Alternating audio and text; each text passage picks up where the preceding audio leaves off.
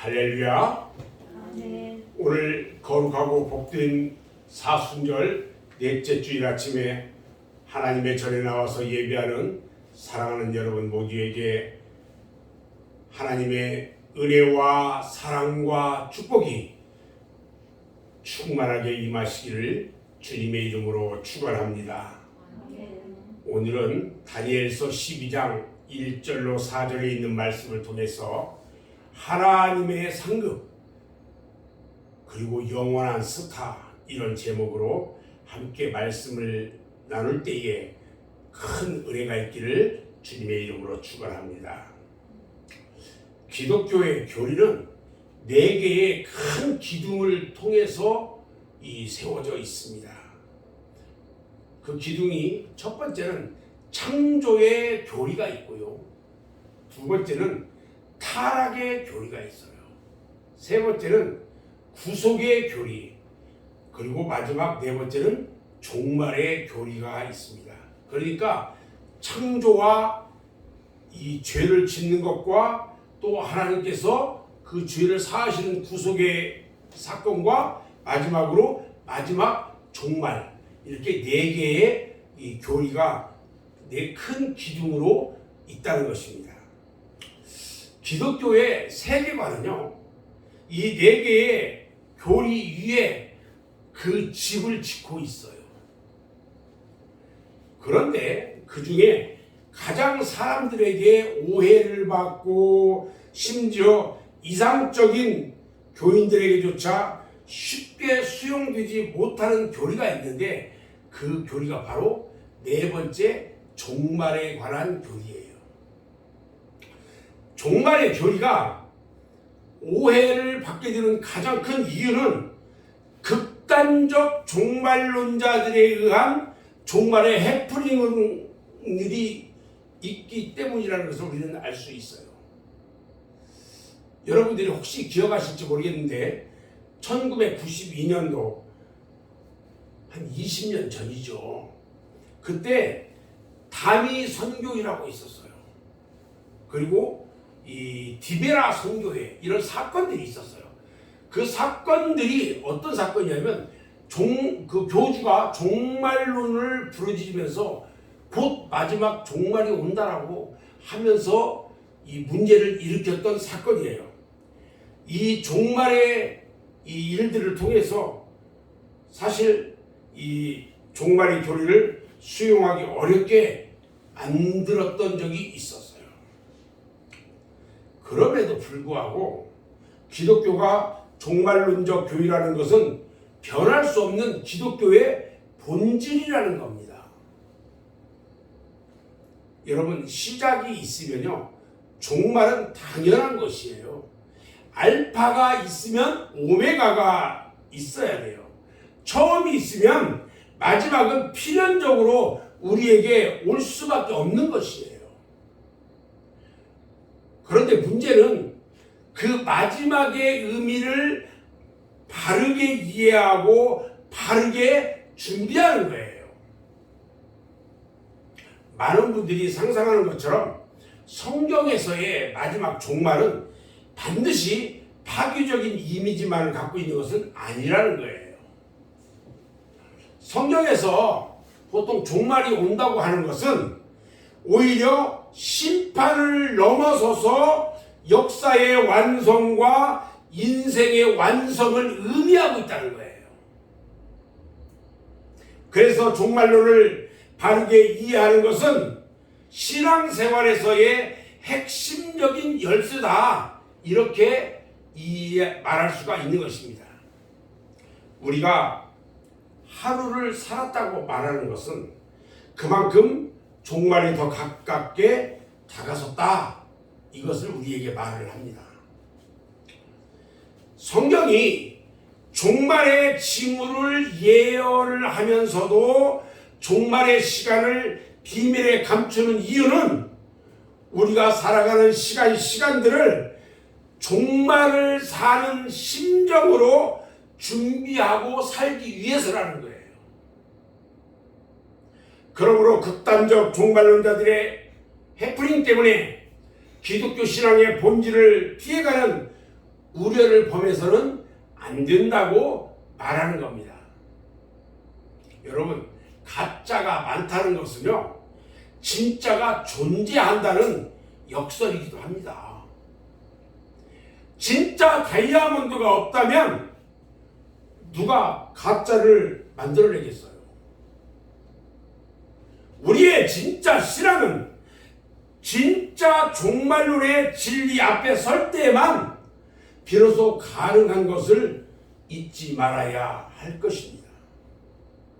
지나간 날 우리가 자랑스러워하는 신앙의 선배들의 하나의 공통점이 있다면 그들은 모두 임박한 예수님의 재림과 종말을 묵상하고 심판의 교리를 다 받아들이면서 비로소 놀라운 믿음의 삶을 펼쳐갈 수가 있었다는 것입니다.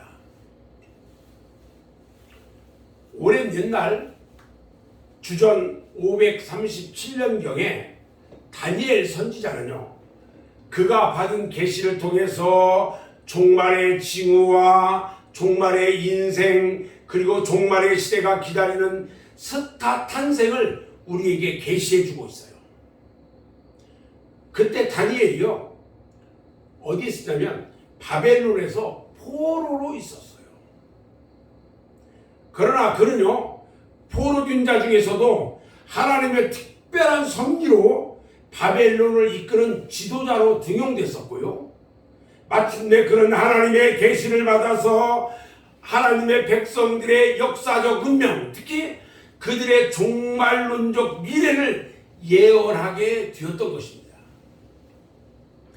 그의 계시를 통해서 우리가 생각해야 할 종말의 교훈은 과연 어떤 것들이 있을까? 저는 오늘 이 말씀을 함께 나누려고 합니다. 첫 번째로요, 마지막 종말의 임박한 징후, 이것을 우리는 알아야 돼요. 오늘 본문에서 다니엘이 예언한 종말의 가장 강력한 징후는 두 가지예요.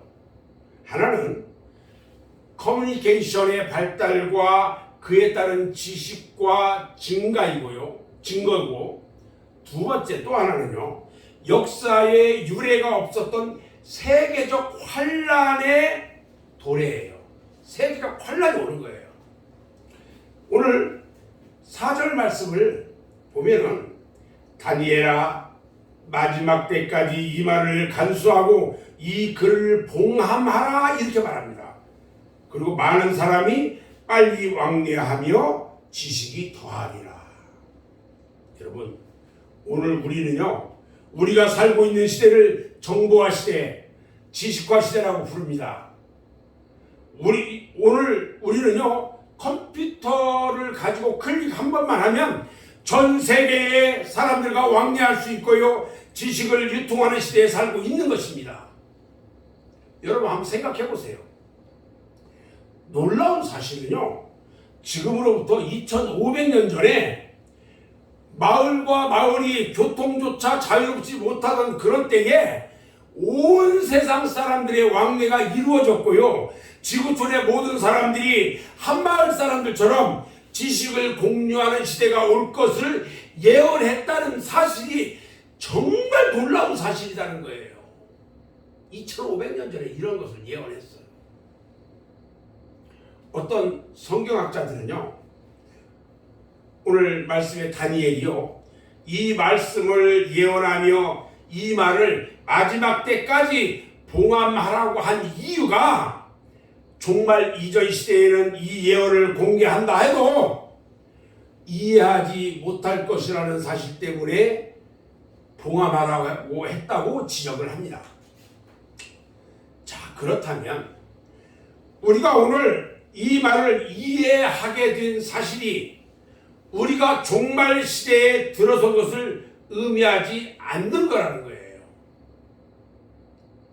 또 하나의 종말의 징조로 예언된 것이 세계적 환란의 도래예요. 1절 말씀을 보면요, 그때에 내 민족을 호위하는 큰 군주 미가엘이 일어날 것이요, 또 환란이 있으리니 이는 개국 이래로 그때까지 없던 환란일 것이며 이렇게 말합니다. 여기에서 1절 처음에 그때에 이 말이 중요해요. 그때 이 말은요 11장 마지막 구절에 의하면은 적그리스도의 멸망의 때라는 거예요. 또 메시아이신 예수 그리스도의 다시 오심의 때이기도 합니다.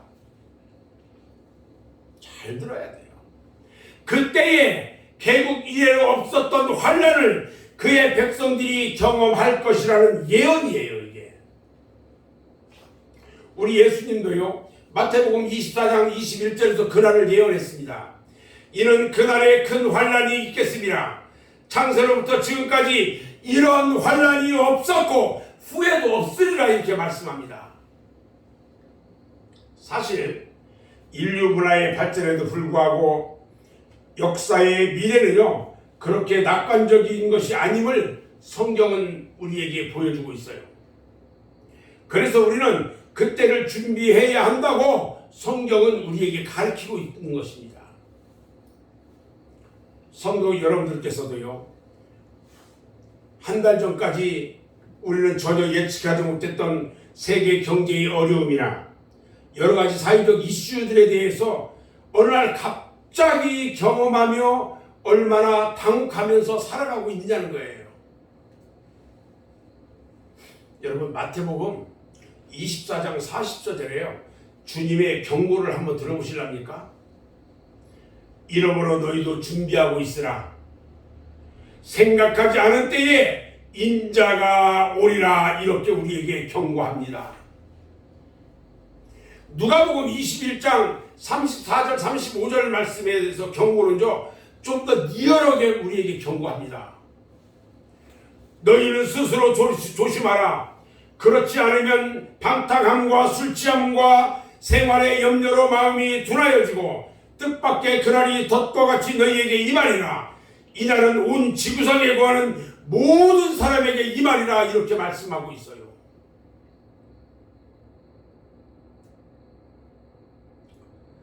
글로벌 이코노미스트가 되어버린 그 미국 월가에서 증시의 환란이 시작이 딱 되잖아요. 그러면 문자 그대로 지구상에 있는 모든 국가에 충격을 주게 됩니다. 오늘 본문에서 선지자 다니엘이 그날의 인류는 두 가지 종류의 인생으로 현저하게 나뉠 거라고 말합니다.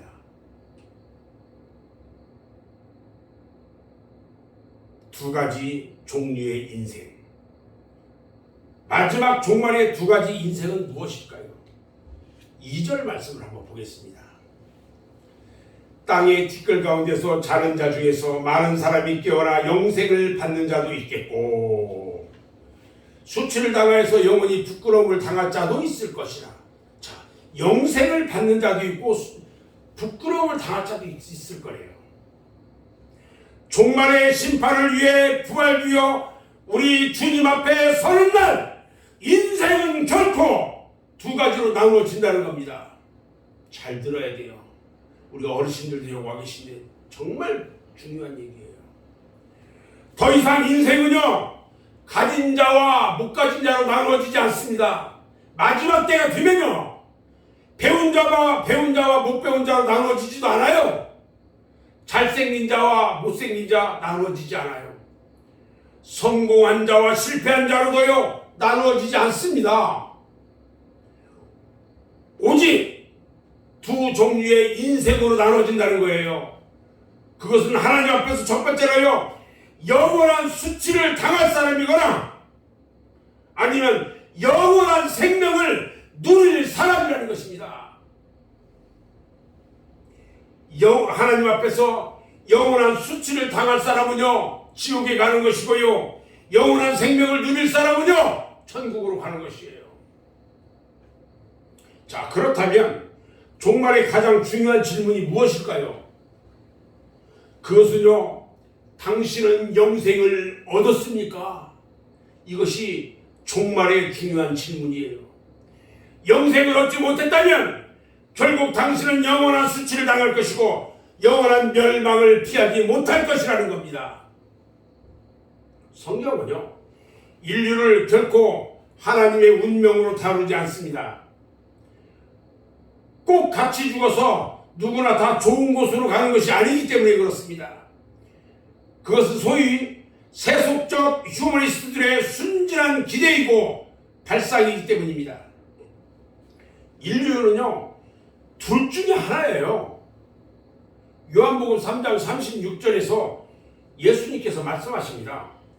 아들을 믿는 자들에게는 영생이 있고 아들에게 순종하지 아니하는 자는 영생을 보지 못하고 도리어 하나님의 진노가 그 위에 머물러 있느니라. 예수 그리스도를 믿는 자에게는 영생이 있고 영원한 생명이 있고, 예수를 믿지 않고 순종하지 않는 자는 하나님의 진노가 있다라고 말하고 있어요. 이 말이 지금 무슨 뜻입니까? 결국 인류는 예수 믿고 영생을 얻을 자, 아니면 예수를 안 믿고 진노 속에 멸망할 자, 둘 중에 하나라는 거예요. 여러분들이 잘 아는 인도의 깐디 수상이 있는데, 그가 좋아했다는 예수님의 산상수훈이 있는데요, 그 산상수훈은 인류의 보편적 운명을 가르치는 내용이었느냐 이렇게 묻고 싶어요. 여러분, 아니에요.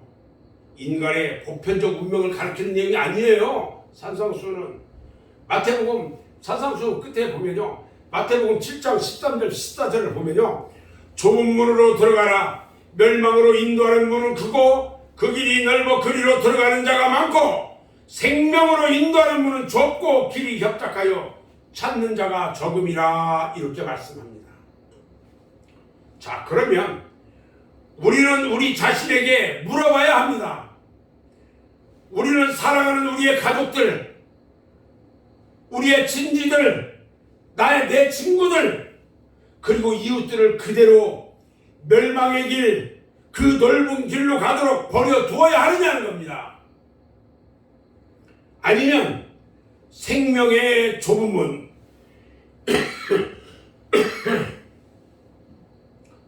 생명의 좁은 문, 좁은 길로 그들을 인도해야 마땅하냐는 겁니다. 어떤 길로 그들을 인도할까요? 오늘 성경 본문에서요, 선지자 다니엘은 이제 이 종말의 시간에 등장할 스타 탄생을 지금 예고하고 있어요. 이 종말의 시간이 기다리는 하나님의 사람들은 과연 누구일까? 마지막 종말의 스타 탄생입니다. 오늘 3절 말씀을 보겠습니다. 다 같이 오늘 본문 3절 말씀을 한 목소리로 합독합니다. 시작. 지혜 있는 자는 궁창의 빛과 같이 빛날 것이요, 많은 사람을 옳은 대로 돌아오게 한 자는 별과 같이 영원토록 빛나리라. 할렐루야. 자, 여기에 어떤 단어가 나오냐면요, 별이라는 단어가 등장해요. 여기서 별은요, 하늘에 떠있는 별, 그 스타가 아니에요. 옛날 유머를 보면요, 스타라는 표현이 둘 중에 하나였대요. 좀 유머예요, 이거요. 스스로 타락한 자를 스타라고 하고요, 스스로 타의 모범이 되는 자를 스타라고 했어요. 자, 누가 스스로 타의 모범이 이루는 진정한 스타이라는 거죠. 최근 우리는요, 스타들의 환란 시대를 경험합니다. 연예인 스타들은요, 시대의 우상들이에요. 그러나 시대의 비극이기도 합니다.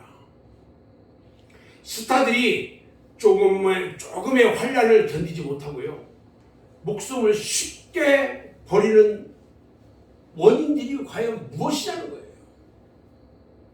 물론 거기에는 여러 가지 원인이 복합적으로 작용했을 것입니다.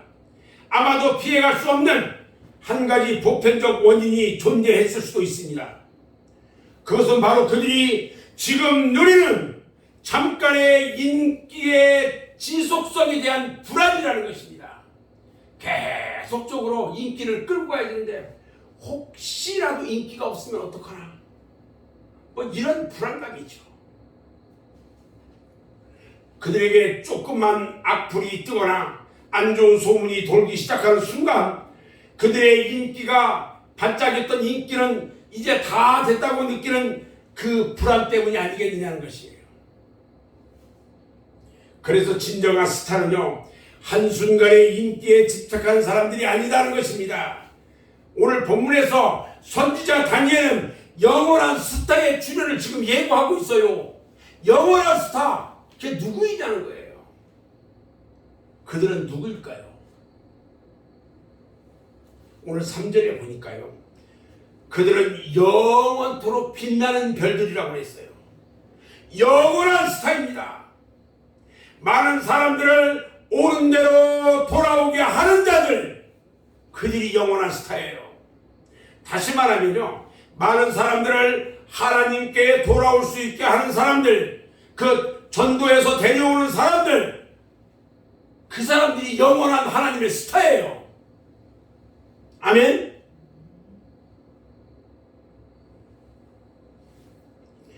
왜 그들이 종말 시대의 스타들이어야 하느냐는 것이죠.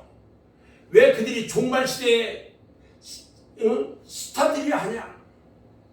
하나님께서요, 역사의 종말에 인류로 하여금 큰 환난을 지나가게 하시는 이유가 있습니다. 이 다가오는 큰 환난 속에서 우리는요, 그동안 우리가 붙들고 있었던 모든 것이 헛되고 헛된 것이었다는 것을 우리에게 보여주는 것이에요. 명예를 붙잡고 있었습니까? 물질만 붙잡고 있었습니까? 그것들은요, 헛되고 헛된 것들이에요. 그래서 그 헛된 환상을 포기하고 생명의 주인이신 하나님께로 사람들을 다 돌이키시려고 하시는 것입니다. 경제적 대란이나 증시의 폭락 등이 우리에게 주는 교훈이 뭐예요? 우리가 믿고 있었던 화폐 가치가 헛되고 헛된 숫자 노름에 불과하다는 것을 우리에게 말해주는 것이거든요. 여러분들은 사랑하는 사람들에게 무엇을 줄 수가 있을까요? 솔로몬의 마지막 고백만 헛되고 헛된 재물들, 그것을 주겠습니까? 아니면 여러분들의 지식을 다른 사람들에게 나눠 주겠습니까? 아니면 영원한 생명을 그들에게 나누어 주겠습니까? 이 영원한 생명으로 이웃들을 인도하는 일이야말로 마지막 종말의 시간에 우리가 해야 할 가장 중요한 일, 가장 중요한 준비라는 것입니다. 아멘. 그러나 우리 중에는요, 사랑의 하나님이 어떻게 하나님의 백성들에게도 여전히 이런 환난을 차별 없이 통과해야 하도록 버려줄 수가 있겠느냐, 이런 질문을 하는 성도도 있을 겁니다. 오늘 본문을 통해서 다시 다니엘의 대답을 들어보려고 합니다. 본문 1절을 다시 한번 살펴보면요, 이 임박한 환난의 때에 하나님의 백성을 호위하는 큰 군주가 일어날 거라고 언약합니다. 미가엘은요, 하나님은 선한 천사들을 거느리는 대장이에요. 그가 우리를 보호할 것이라고 약속하고 있어요. 1절 마지막 부분을 보면요, 그때에 내 백성 중 책에 기록된 모든 자가 구원을 받을 것이라. 할렐루야. 책에 기록된 자는요, 내가 예수 믿겠다고 고백하는 그런 우리 하나님께서 생명책에 기록해 놓겠다는 거예요. 거기에 기록된 그 자들을 천사장 미가엘이 우리를 보호해 주시겠다는 거예요. 그러므로 우리가 어떤 경우에라도 어떤 환난이나 어떤 시험 중에도 결코 우리가 우리의 구원을 잃어버리지 않도록 우리의 구원을 보장하시며 지키신다는 거예요. 그러나 문제는 우리의 믿지 않는 가족들과 믿지 않는 친척들이에요. 그리고 우리의 믿지 않는 친구들이에요. 또 문제는 우리의 믿지 않는 이웃들이에요. 여러분, 그들을 어떻게 하시겠어요? 그들을 내버려 두시겠어요? 그 영원한 수치의 길로 가도록, 그 영원한 멸망의 길로 가도록 내버려 두시겠냐는 거예요. 아니면 그들을 옳은 길로, 그들을 주의 길로, 그들을 생명의 길로 인도하시겠습니까? 저는 이제 오늘 말씀을 마치려고 하는데요. 지금은 사순절 기간이면서 사순절 넷째 주일이에요. 앞으로 4주간만 있으면 예수님이 우리를 위해서 십자가에 달리셔서 고난당하고 부활의 승리를 이루는 부활절이 다가옵니다. 저는 여러분들에게 중요한 말씀을 드리고 싶어요. 여러분들의 주변에 있는 교회에 다니지 않고 예수를 믿지 않는 사람들에게 예수님의 복음을 전하고 교회에 나올 수 있도록 해야 합니다.